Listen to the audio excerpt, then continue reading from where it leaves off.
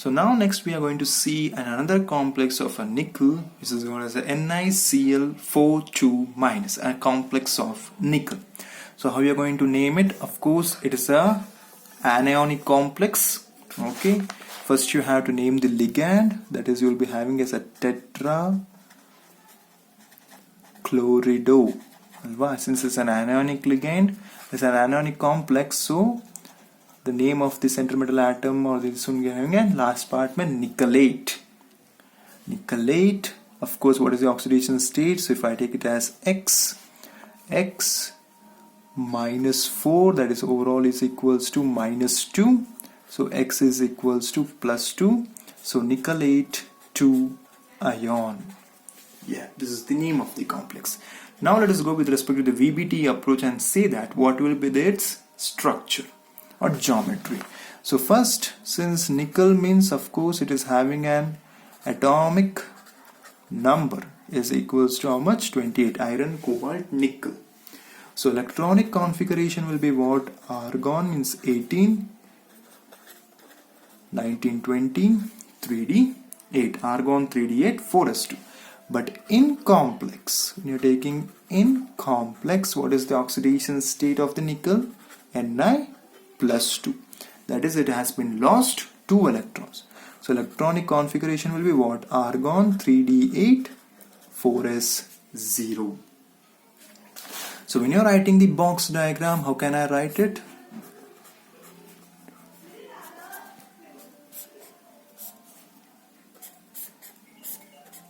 Yes.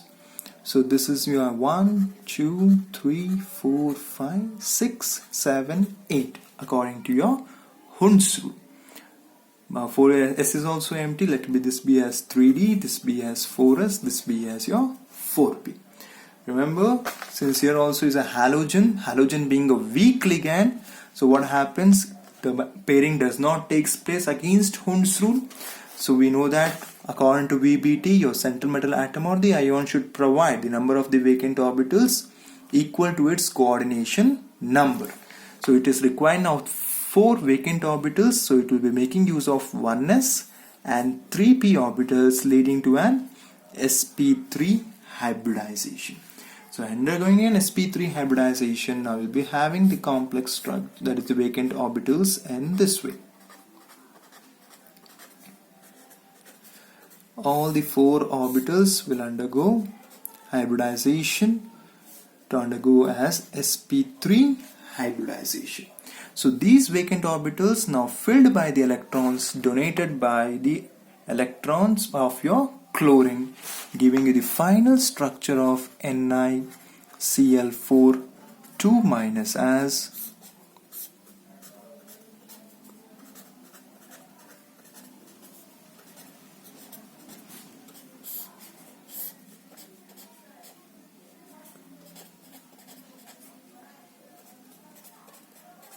in this way.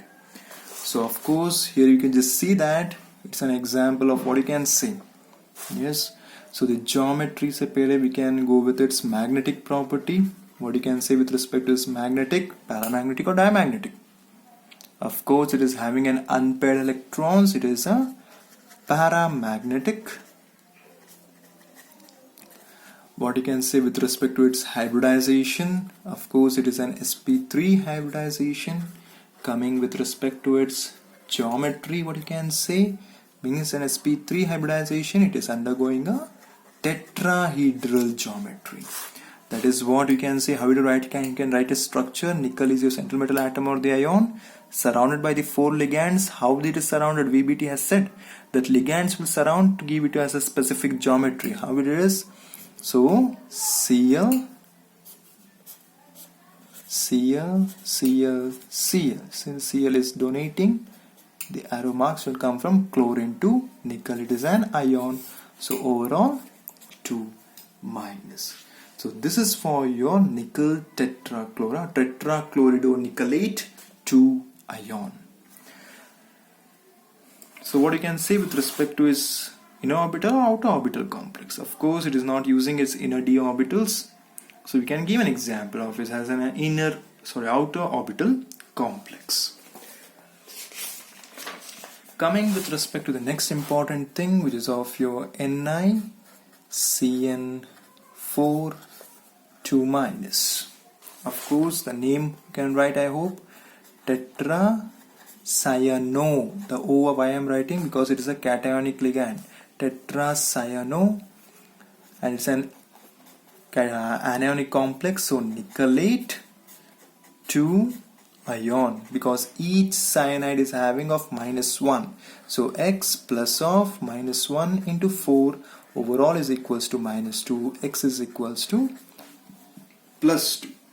So when I am writing my nickel part over here, so nickel atomic number, what it is, atomic number is equals to, of course we are knowing 28. So electronic configuration is argon 3d8 4s2. But in the complex it is having of Ni plus 2. Yes. So 2 electrons will be excluded from your s orbital, giving you as argon 3d8 4s0. Yes. So now when you're writing the box diagram, in this way, 1 2 3 4 5 6 7 8, of course your S is empty. Your P is also empty. Let it be this one as 3D, this one be as your 4S, this will be your 4P. Remember here cyanide act as a strong ligand. So since it is a strong ligand, we have seen that in ammonia what happens, pairing takes place against Hund's rule. So when such a pairing takes place, what happens? Of course, all the electrons are paired up, but this electron, what happens? This electron will jump into this orbital, providing you the one vacant orbital within 3D. And of course, you're having S. Of course, you're having 4P. But here it requires just 4 vacant orbitals. So here D, sp2, alva, 1D, 1S, and just P2. So 1, 2, 3, 4 undergoing D, sp2 hybridization. So the structure of the vacant orbitals will be in this way: 1 2 3 4 5 6 7 8. Now this will be in this way. Totally it will be having 1 2 3 4 5 6 7 8. Totally 4 orbitals: 1 2 3 4. So this is undergoing what? dsp2 hybridization, and all these electrons are donated by your 4 cyanide molecule, which acts as that of your ligand. So what you can say with respect to its magnetic property, of course it is now diamagnetic, because it is not having any unpaired electrons, strongly repelled by the magnetic field. Coming with respect to the hybridization, it is your dsp2. Coming with respect to its geometry part, what you can say, geometry is that of your square planar. You can just observe the difference. So when I took as a NiCl4, I got the geometry as a tetrahedral because it was having an sp3 hybridization. But when I took my NiCN4, it is having a dsp2 hybridization, though the coordination number is 4. But with respect to the hybridization, it is having a square planar geometry. That is how can you write it. Of course, we know that your cyanide is an ambidentate ligand. So here carbon is donating. You can write in either ways, no problem. But I am choosing my carbon is donating over here. So I will be writing as NiCN, CN,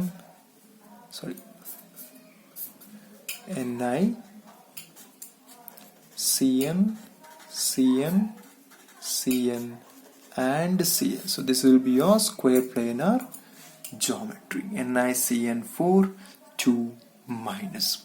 Can you please see whether it's an inner orbital or an outer orbital complex? I will be giving you 3 seconds. Whether it is an inner orbital or an outer orbital complex. Very good. So basically it is an inner orbital complex. Why, can you please mention it? Of course, because here it is utilizing its 3D orbital, that is what, n-1d orbital for the formation of your hybridization vacant orbitals. Since it is using n-1d and ns and np, it is an example of your inner orbital complex. Utilizing the same thing, can you please say for NiCO4 2 minus? Of course, here what happens, here remember your carbonyl is a neutral ligand. So whatever we are going to write, NiCO4, it is not having any charge, it's a neutral complex. So you are having as a name as tetracarbonyl nickel 0. Tetracarbonyl nickel 0 complex it is. So when I am calculating its oxidation state, X plus 4 into 0, that is equals to 0. So X is equals to 0. So that is nickel is having in the complex, the nickel also has the electronic configuration as argon 3d8 4s2. That is in the box diagram when I am writing. So 1 2 3 4 5 6 7 8. So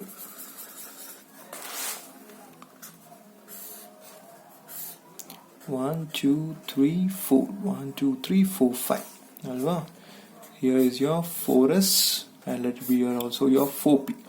4s2 4p0. So 1 2 3 4 5 6 7 8. And also your 4s2. So in the complex also nickel is having 0 oxidation state, so the box diagram remains as it is.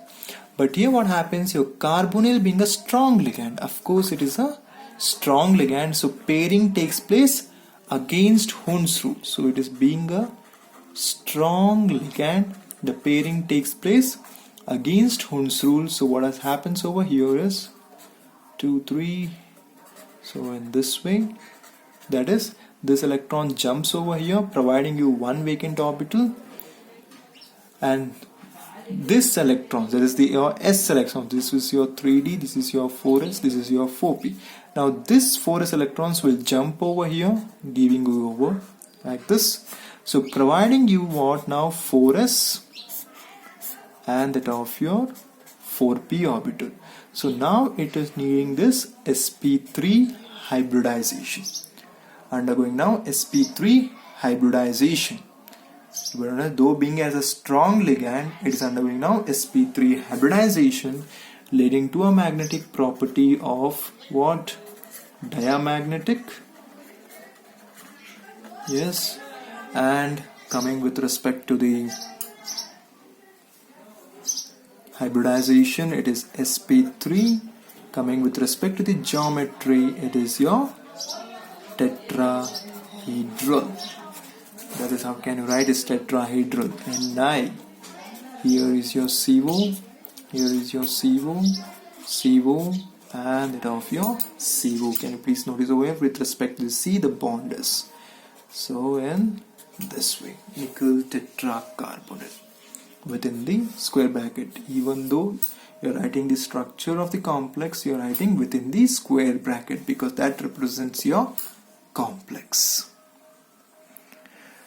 So of course now when we have dealt with these all things, you can only say that what will be the limitation of the VBT. Can anybody judge it out? What will be the limitation, the major limitation of the VBT? Of course I said when I am using my ammonia, it was a strong ligand. And when I am using my fluoride or chloride, I call it as a weak ligand. Similarly, when I call it as your carbonyl or your cyanide as that of your strong ligand.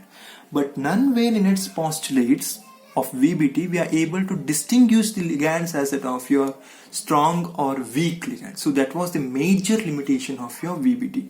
In order to overcome this property or this limitation, and another theory which was put forward, and that was called as the crystal field theory, which you are going to see in the next session.